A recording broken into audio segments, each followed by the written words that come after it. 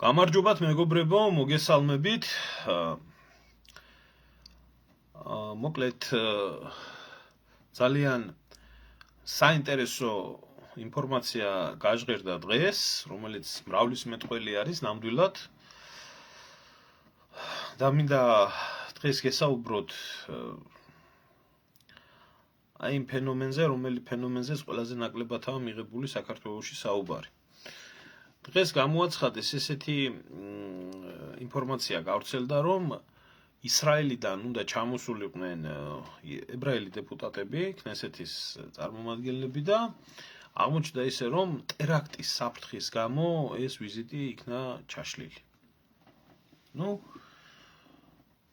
იყო გამართლებები ერთი მხრიდან, იყო გამართლებები მეორე მხრიდან, იყო გამართლებები მესამე მხრიდან, სუსმა ოფიციალურად უარყო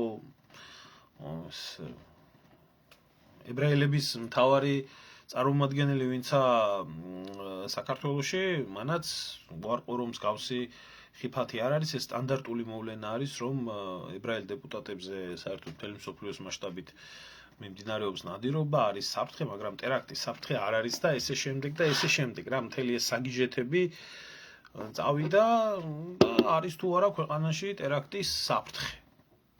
მე მინდა აბსოლუტურად რადიკალურად სულ სხვა მხრიდან დაგანახოთ ეს ყველაფერი, იმიტომ რომ ერთია ის, რაც ტელევიზორში ამბობენ და მეორე არის ის, რაც რეალობაში ხდება. დავიწყოთ იქედან, რომ ებრაელი დეპუტატები არსად არ მიდიან ისეთ ქვეყანაში, სადაც მათ სიცოცხლის საფრთხე ემუქრებათ და ეგ არა მარტო დეპუტატებზე არის საუბარი, ასეთ შემთხვევაში, როდესაც მსგავსი ტერაქტების საფრთხე არის, ისრაელი პირდაპირ გამოაცხადებს, ისრაელი საქართველოს არ არის, გამოაცხადებს იმას, რომ მის მოქალაქეებს ამ ქვეყანაში ემუქრება საფრთხე და თავის შეიკავონ ამ ქვეყანაში წასვლიდან, ფრენებს აკრძალავს, ძალიან ხისტად იმოქმედებს, ისე როგორც ჩვევიათ საერთოდ, მაგათ. მსგავს შემთხვევაში ჩვენ ამ სიტუაციაში ვერ ვხედავთ, რომ რეალური საფრთხე იყოს იმის, რომ საქართველოში ებრაელებს რაღაც ტერაქტის საშიშროება ქონდეთ და ამის გამო არ ჩამოსულიყვნენ.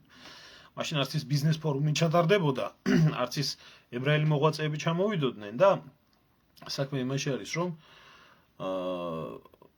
რა თქმა უნდა პოლიტიკოსებს და დეპუტატებს ყოველთვის მეტი ფასი აქვს, მაგრამ არანაკლები ფასი აქვს იმ ებრაელ ბიზნესმენებს და იმ ებრაელ მოღვაწეებს ტერორისტებისთვის, რომლებიც იკრიბებიან ახლა თბილისში. გამომდინარე აქედან ფაქტია ის, რომ ხელის გულზე დევს ყველაფერი ის, რომ რეალურად აქ უსაფრთხოების პრობლემაზე არ არის საუბარი. არის თუ არა საქართველოში მსგავსი რაღაცეების პრობლემა, ეს ცალკე საკითხი არის. მე მინდა გითხრათ, რომ არის ამის უზარმაზარი პრობლემა არის და რათაც უფრო ღრმად გაუხსნით ჩვენ არაბ ძმებს, კარებს და რათაც მეტი ადამიანი იქნება ჩამოსახლებული, მით უმეტეს შეძლებული ფულიანი და ორგანიზაციები იქნება საქართველოში შემოსული არაბული სამყაროდან, მე მინდა გითხრათ, რომ ადრეც ვსაუბრობდი ამას, ყურადღებას ნაკლებად აქცევენ, მაგრამ გარდა იმისა, რომ ამ არაბულ ორგანიზაციებს შეუძლიათ უზარმაზარი პრობლემები საქართველოს და ქართველებს მოუტანონ, აქ წავა ინტერესთა შორის ჭიდილი და მე ვსაუბრობდი ისლამის განშტოებაზე, ვისაც აინტერესებდა სუნიტური მიმართულება, შიიტური მიმართულება, დამატებული გეოპოლიტიკური ჭიდილი არაბების, თურქების, სპარსელების და ესე შემდეგ, პრობლემა უზარმაზარი შეიძლება აქ შეიქმნას და მათ შორის არის ზუსტად არაბულ-ებრაული დაპირისპირება, რათაც მეტი და მეტი ერთმანეთისგან ესე დაპირისპირებული ქვეყნები და ქვეყნის შვილები იქნებიან საქართველოში, თავმოყრილი საფრთხე მით უფრო და მით უფრო საშიში იქნება. ასე რომ, რა თქმა უნდა, არსებობს, მაგრამ აი ახლა ამ კონკრეტულ სიტუაციაში, კონკრეტულ ვითარებაში და კონკრეტულ ამბავში, რომელიც იქნა გაჟღერებული და ვიზიტი არ შედგა, ამ საკითხთან დაკავშირებით მე ვფიქრობ, რომ ეს ასე არ არის. ნამდვილად არ არის ეს ყველაფერი, მაგრამ ფაქტია ის, რომ ეს ებრაელი პოლიტიკოსები საქართველოში არ ჩამოვიდნენ. რაში არის საქმე? რატომ მოხდა ეს ყველაფერი ასე? ამას ბევრი მიზეზი შეიძლება კონდეს, როგორც ღია წყაროებიდან, ისე ამ ყველაფრიდან და შეიძლება კონდეს უმთავრესი მიზეზი, რომელიც ასევე ჩრდილს მიღმა დგას ყოველთვის. მოკლედ მიზეზი იმისთვის, რომ საქართველოში ებრაელი პოლიტიკოსები არ ჩამოსულიყვნენ, ხო, აქ 1000 რაღაცა შეიძლება მოინახოს და თუნდაც მიზეზები კობახიძის მემართებაში, ირანში ჩასვლა, ვიღაცის გასვენებაში ყოფნა, ვიღაცის პანაშვიდზე ყოფნა და მსგავსი რაღაცები, მაგრამ მე მინდა გითხრათ, რომ ეს არის ზედაპირული პოლიტიკანური რუტინა, რომელიც იდეოლოგიის ნაწილია და ამას რეალობასთან არაფერი შეხება რა, ეს შეიძლება მიზეზებად იქნას გამოყენებული. აქედან დაწყებული, დაამთავრებული ძალიან ღრმა წიაღსვლებთან.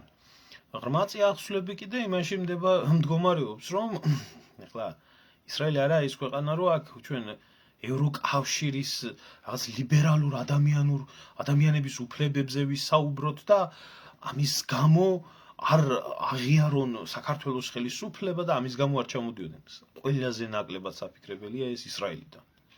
ისრაელი არის ძალიან რეალური პოლიტიკის გამტარებელი ქვეყანა, მათ თავისი ინტერესები სადაც აქვთ, არავინ რო არ ცნობდეს იმ ქვეყანას მსოფლიოში, თვითონ ცნობენ, თვითონ ჩავლიან თავის საქმეს გააკეთებენ. ანუ ესეც გამორიცხული არის, რომ იყოს აქ რაღაცა არალეგიტიმურ მთავრობასთან, რომელმაც არჩევნები გააყალბა, პროტესტები და ეს გამორიცხულია, იმიტომ რომ ისრაელი თვითონ არის ისეთი ხისტი ძალის გამოუყენებელი ქვეყანა, რომელი ხისტი ძალის გამოუყენებელი ქვეყანაც საერთოდ ფეხებზე კიდე აქ სხვა არ დატოვებს, გაასწორებს მისი ინტერესებიდან გამომდინარე თუ წინ ვერაფერი დაუდგება, როგორც აკეთებს ამას ღაზა სექტორში და ასე შემდეგ. აბა რა შეიძლება იყოს? ნუ არც ისე დიდი ხნის წინ მომხდარი ამბავი, რომ BBC-მ გაავრცელა რაღაც ისეთ გაზთან დაკავშირებით, რომელი გაზით შეიძლება ქიმიური იარაღში გადიოდეს და რომელიც ისრაელიდან არის შეძენილი, აქაც შეიძლება არსებობდეს კითხვა იმის შესახებ, რომ რასაც ძირითადად ებრაული სამართალდამცავები იყენებენ ქუჩის დონეზე კონტროლისთვის, ასე რომ ვთქვათ, ძირითადში მაინც არაბული მოსახლეობის წინააღმდეგ ის არანაირად კარგი ვერ იქნება, ხო, ეს ჩვეულებრივი სტანდარტებისთვის და ესეთი გაზი შეიძინეს, რა არ შეეძლოთ შეეძინათ, ესა რა ქვია, საფრანგეთიდან, ბრიტანეთიდან, შეერთებული შტატებიდან, ისრაელიდან შეიძინეს. ახლა ისრაელი როგორც არაბს უსწორდება ქუჩაში თავისი წრემსადენი გაზით, სიტყვაზე ვამბობ, ისე ქართველს რო გაუსწორდება ქვეყანაში, კაი რო არაფერი არ იქნება. არც ესეც გამორიცხული არის ეს საკითხი. იქიდან გამომდინარე, რომ მაინც შეძლეს ამათმა ის რომ შეეფუთათ ეს ასე, ის ისე და საბოლოო ჯამში ეღიარებიათ, მაშინ გამოდის, რომ ისრაელს უნდა დაედანაშაულებიათ ქიმიური იარაღის გამოყენებაში. ესეც გამორიცხულია. აბა რასთანა გვაქვს საქმე, ხო, აი რეალურად რო შევხედოთ ამ ყველაფერს. რეალურად ამ ყველაფერს რო შევხედოთ, ეს ჩემი აზრი არავის თავს არ უახლოვს საერთოდ. მაგრამ მინდა ჩემი აზრი ჩემ ესა გამომწერებს უთხრა. და მაყურებლებს ვისაც საინტერესებთ. ჩემი აზრით, ქართული ოცნება არის ძალიან კატასტროფულ მდგომარეობაში, რომელ კატასტროფულ მდგომარეობაშიც პირველ რიგში ბიზნესმენებმა და ქოცებმა ჩაიგდეს თავი და განსაკუთრებით ეს ყველაფერი ჩანს იმასთან დაკავშირებით, რომ ქოცებს რადიკალურად დაუპირისპირდა ბრიტანეთის ხელისუფლება და ბრიტანეთის ხელისუფლებაზე მაღლა მდგარი სპეცსამსახური Mi-6. ეს არის მსოფლიოში ერთ-ერთი უძლიერესი სპეცსამსახური, რომლის მოვალეობაც არის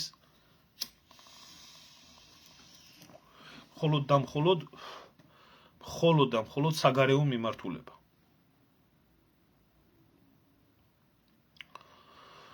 საგარეო მიმართულებაში კიდე შემოგარგებოდ თავისთავად შიდა პოლიტიკა არ შედის მაგათ ინტერესებში, მაგას ბრიტანეთში აკონტროლებს Mi-5 და Mi-6 აქვს საერთოდ საგარეო მიმართულება. Mi-6-მა დიდი ხანია ამოიღო ქოცური რეჟიმი და დიდი ხანია ამოიღო გააქტიურდა კავკასიის მიმართულებით და განსაკუთრებით საქართველოში.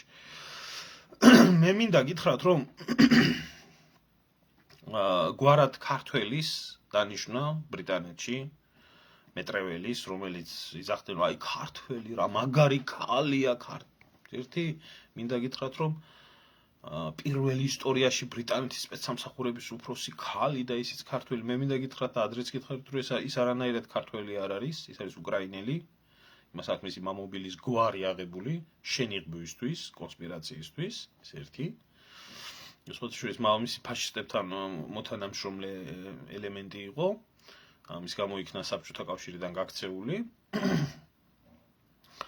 და იყო იმის რა ქვია ბანდერას და შუხევიჩის რაზმის წევრი, რომლებიც თავისთავად იმ სამხედრო დანაშაულებებში მონაწილეობდნენ, რაშიც მონაწილეობდა ჰიტლერი. და მათი შთამომავალი არის, ამიტომ мотиваცია რუსეთთან, საბჭოთა კავშირთან და პოსტსაბჭოთა ქვეყნებთან ამ ადამიანს აქვს განსაკუთრებული სხვათა შორის ერთ-ერთი მთავარი მიზანი და მიზეზი იყო მისი დანიშვნის ამ პოსტზე, რომ ის იყო წარმოშობით პოსტსაბჭოთა სივრციდან, რომელიც გამოაგდეს, რომელსაც ებრძოდა მამამისი, მისი მამობილიც და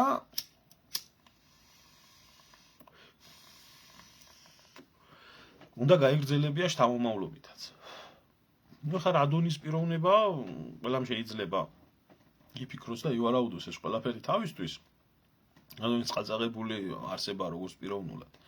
იმაში ქართული კი არა, ადამიანური რამე თუ დარჩენილი საკითხავია, მაგრამ ეს არის მაჩვენებელი, რომ ბრიტანეთი განსაკუთრებით დაინტერესდა პოსტსაბჭოთა სივრცით. ეხლა რა არის Mi-6? Mi-6 არის ეს ბრიტანეთის საგარეო დაზვერვის სპეცსამსახური. ბრიტანეთმა მეორე მსოფლიო ომის შემდეგ საერთოდ დაკარგა როგორც ასეთი იმპერიის სტატუსი, მაგრამ ნუ უზარმაზარი არმია, რომელიც ყავდათ, შეამცირეს. ნატოში გაერთიანდნენ რაღაც კოლექტიურ უსაფრთხოებაში რაღაცაში, მაგრამ დაიტოვეს სპეცსამსახურები, კოლონიებიც დაკარგეს, დამოუკიდებლობები მისცეს, მაგრამ ეს ყველაფერი შევიდა სადომინაციოში, ეს ყველაფერი და დაიტოვეს მთელი, ასე რომ ვთქვათ, სტავკა გააკეთეს სპეცსამსახურზე, Mi-6-ზე, რომელსაც ყოფილი ბრიტანული კოლონიები უნდა ეკონტროლებია და არა მარტო ბრიტანული კოლონიები უნდა ეკონტროლებია, უნდა ეკეთებია ყველაფერი ბრიტანეთის იმპერიისთვის სხვისი ხელებით.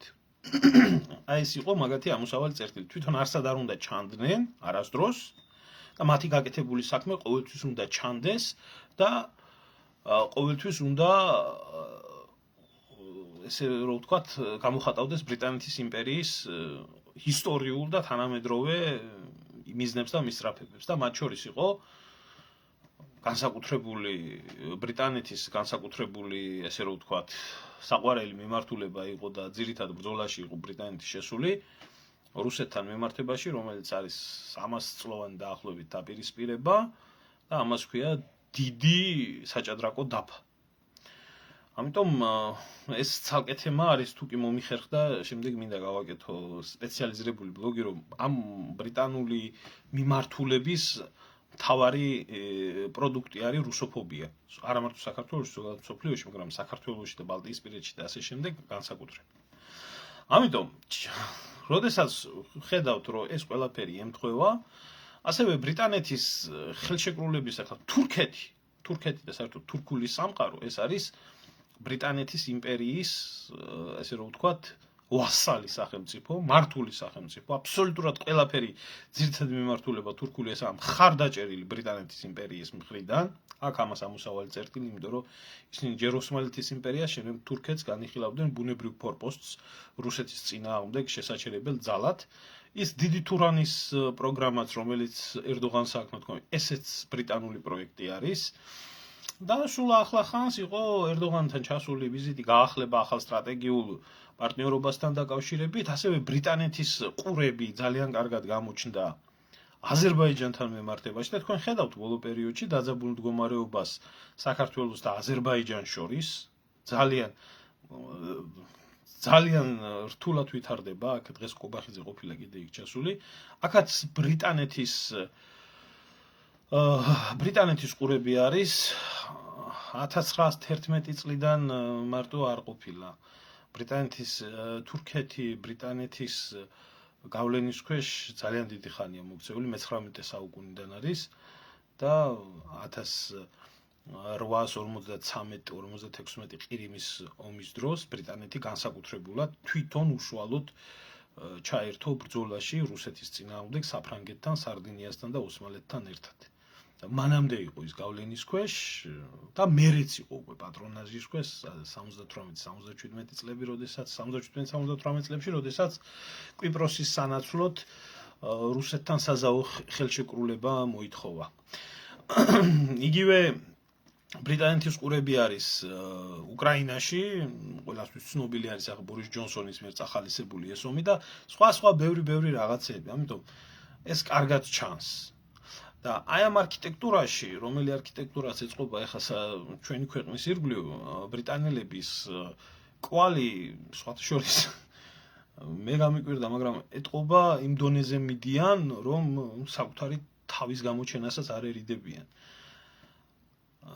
BBC-ს ბრიტანეთის სახელმწიფო ტელევიზია, რომელიც რეალურად წარმოადგენს უცხო ქვეყანაში, ჩვეულებრივი პროპაგანდის იარაღი არის და არის ჩვეულებრივად ბრიტანული სპეცსამსახურების პროექტი, როდესაც პირდაპირ ეს სამსახური დადებს აი ესეთ ბრალს სახელმწიფოს, ეს იმას ნიშნავს, რომ Mi-6 ბოლომდე მიდის ყველაფერზე, რომ იქ თავისი მიზანი გაიტანოს.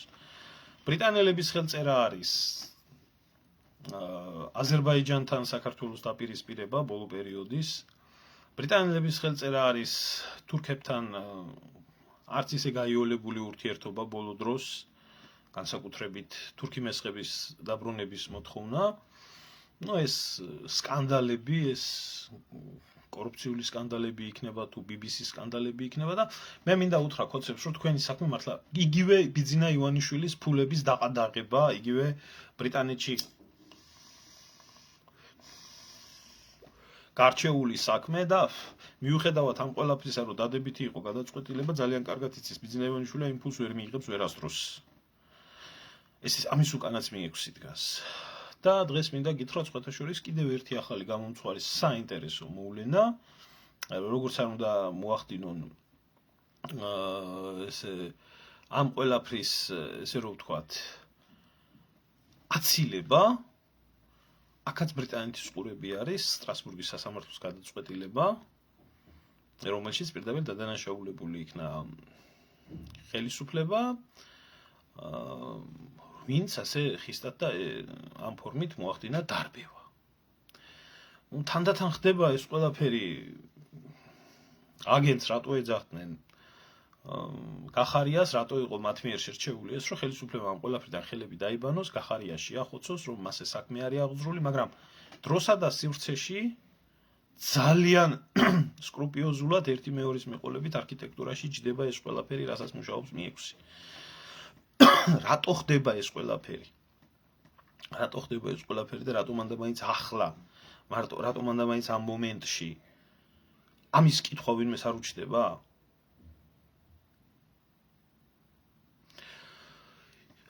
იგივე, ამიტომ მე მთლიან ამ არქიტექტურაში ვსვამ, რა თქმა უნდა, ამ ებრაელი პოლიტიკოსების არ ჩამოსვლას საქართველოში. თავისთავად ეჭვიც არ მიმყარება, რომ ეს იყო ბრიტანული Mi-6-ის ნამუშევარი, რომ თანდათან მაქსიმალურად ყველა ბრიტანეთის მოკავშირე თუ გავლენის სფეროს თუ პარტნიორი ქვეყნების მხრიდან საქართველოში მოხდეს დაძაბულობა. მე უფრო მეტსაც გეტყვით. და რა ვიცი, ხო ვინ როგორ ხედავს ამ ყველაფერს, მაგრამ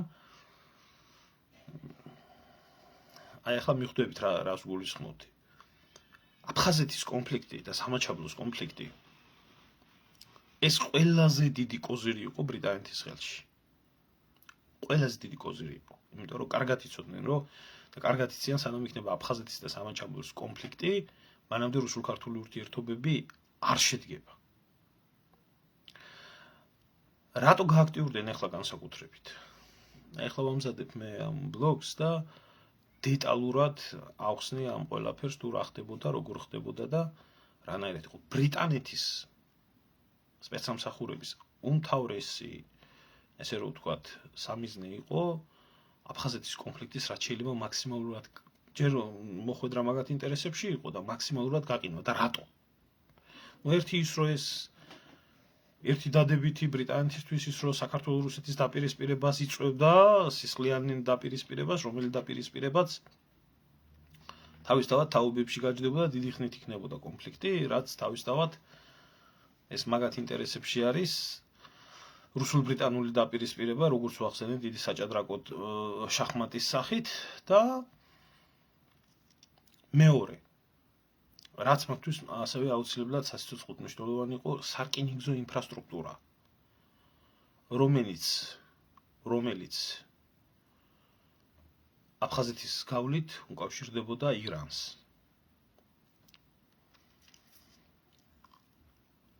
კარგად ხედავთ, მათთვის არანაირი მნიშვნელობა არ აქვს. აფხაზეთი დამოუკიდებელი იქნება, აფხაზეთი იქნება საქართველოს შემადგენლობაში, აფხაზეთი იქნება რუსეთის შემადგენლობაში. ეს მაგათთვის მეორე ხარისხოვანია. მაგათთვის მთავარი ამოსავალი წერტილი არის ის, რომ აი ამ ინფრასტრუქტურამ, რომელიც რუსეთის და ირანის დამაკავშირებელი სარკინიგზო ინფრასტრუქტურა არის, საკვანძო ადგილი არის, ეს იყოს გაყინული. და აი, როდესაც გუშინ წინ გამოჩნდა, რომ უკვე აფხაზეთში დასრულდა ინფრასტრუქტურის მოწყობა ტერმინალებთან დაკავშირებით. რა თქმა უნდა, დღეს ეს ბლოგი უნდა გავაკეთო, საღამოთი ნახეთ, ძალიან საინტერესო იქნება, ვისაც ეს საკითხი გაინტერესებთ. აი ეს გზის გახსნა. მე არ ვამბობ იმას, ეს ჩვენთვის როგორი ცუდია და ქართული სახელმწიფოს ამაზე ზედმეტია ლაპარაკი, ამაზე არ ვლაპარაკობ მე. მე ვლაპარაკობ ზოგადად ბრიტანელების ხედვით. ამ გზის გახსნა ეს არის მაგათთვის ძალიან მიუღებელი. სარკინიგზოდ, საავტომობილოდ და ასე შემდეგ. ამდენი ხანი ყველა რესურსი იდებოდა იმისთვის, რომ ეს ყოფილიყო დაკეტილი. და ეხლა რაშია საქმე? რატომ გახდა გაწირვა საქართველოსი? მარტივი. აქამდე არ მოქმედებდნენ ისინი ასე და არ იმოქმედებდნენ. მარტივი მიზეზის გამო.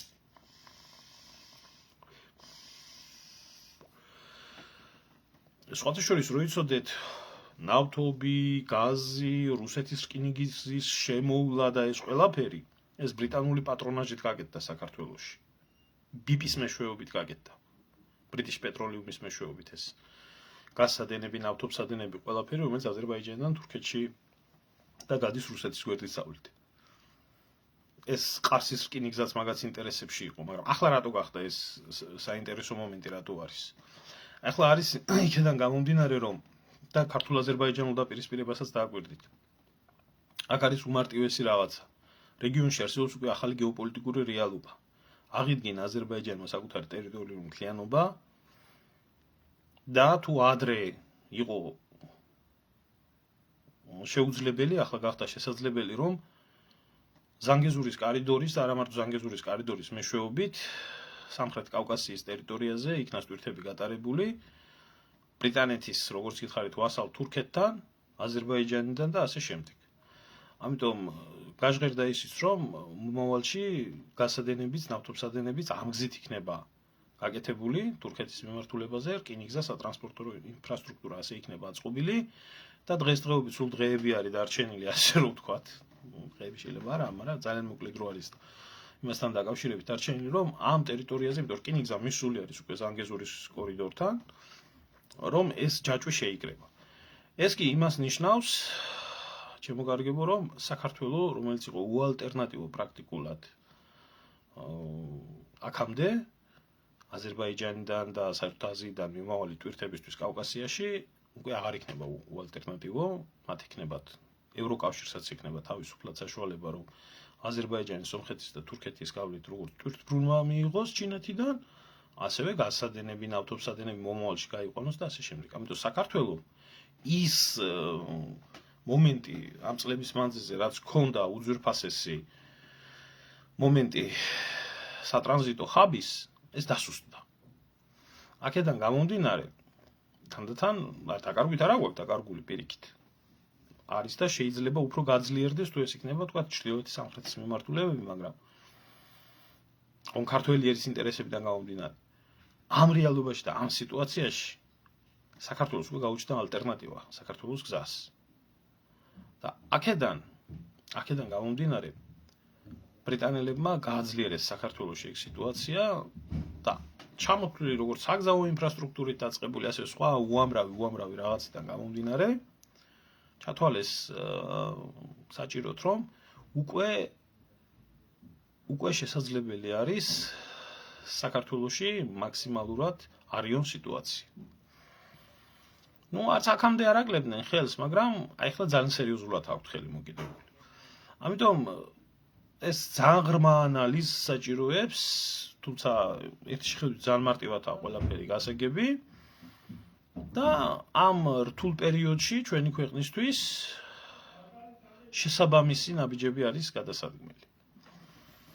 ასე რომ აქ გამორიცხეთ ისრაელი, გამორიცხეთ ქართულ-ისრაული დაპირისპირება, გამორიცხეთ ქართულ-აზერბაიჯანული დაპირისპირება, გამორიცხეთ ეს თურქი-მესხების საკითხი და მსგავსი რაღაცეები. აქედან გამომდინარე შეგიძლიათ ივარაუდოთ პირდაპირ, რომ ეს არის ბრიტანული ხელწერა, სპეცსამსახურების ხელწერა, რომელიც მიმდინარეობს ყველა დონეზე, როგორც საინფორმაციო ბრძოლით, სამართლებრივი ბრძოლით, პოლიტიკური ბრძოლით, ერთადერთი რაში წარმონაწილეობენ, ესაა პირდაპირი მონაწილეობა. სამხედროების გათვალისწინებით, ახლა ბრიტანეთი მაგაში ნაკლებად ერევა, აგერ ამდენი ხანი არის რუსეთ-უკრაინის ომი მიმდინარეობს და არაოფიციალურად კი ბატონო, ბევრი ბრიტანელი დაიღუპა უკრაინაში, მაგრამ ოფიციალური სამხედრო გუშინ წინ დაიღუპა ოფიციალურად, რომელიც დაადასტურეს, რაღაც სამხედრო მრჩეველად იყო თუ რაღაც იყო წარდგენილი იქ და ოფიციალური ერთი ჯარისკაცი დაკარგა ბრიტანეთმა, მაგრამ არაოფიციალურად ყველაფერში იყო ჩართული. ასე რომ ეს შეუიარაღებელი თვალით არის ყველაფერი და ამ ყველაფრის მიზანი არის, როგორც გითხარით, არეულობა საქართველოში და იმ გეგმის ხელის შეშლა, პირველ რიგში, რომელი გეგმის განხორციელებაც რუსეთს აქვს დაგეგმილი საქართველოსთან მიმართებაში, საქართველოს ტერიტორიის გამოყენება ჩრდილოეთის სამხრეთის მაგისტრალებში ჩართვისთვის. აქ რუსეთს უამრავი საშუალება სამაგისოდ, კასპიის ზღვა,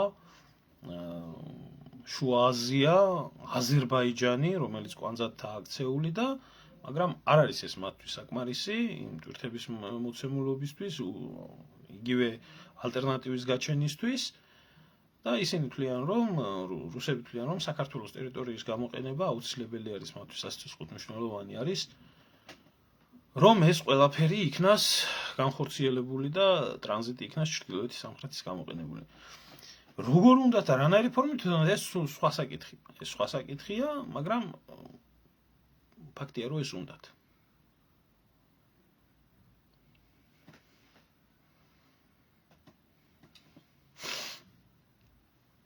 ნუ ახლა კიდე ცალკე თემა არის, შემოგევლე საქართველოს საერთოდ დაყოფა და დაშლა და დაქსაქსვა და ყველას თავის ინტერესებით გამოყენება ასეთ რთულ რეგიონში თავისთავად უნდათ.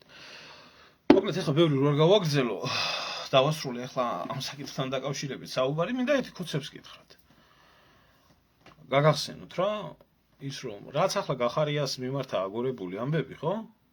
მე მინდა გაგახსენოთ, რომ გახარია იყო პიროვნება, რომელსაც ყველა უძრებოდა.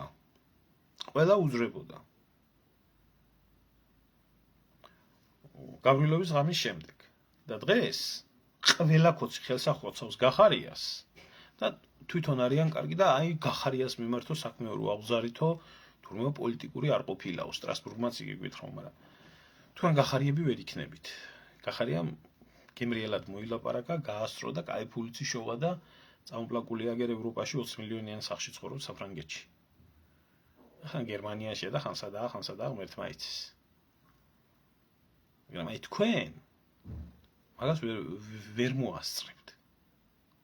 კარგად გაითვალისწინეთ, რომ კოცების ბოროტების მანქანას როგორ მარტივად შეუძლია თავისიანის გაწირვა და ყველა გაკაფული კოცი რო არის, ხო, გადახედოს კოცების წარსულს, როგორ აღმერთებდნენ მათ და ერთგული ძაღლები ყავდათ და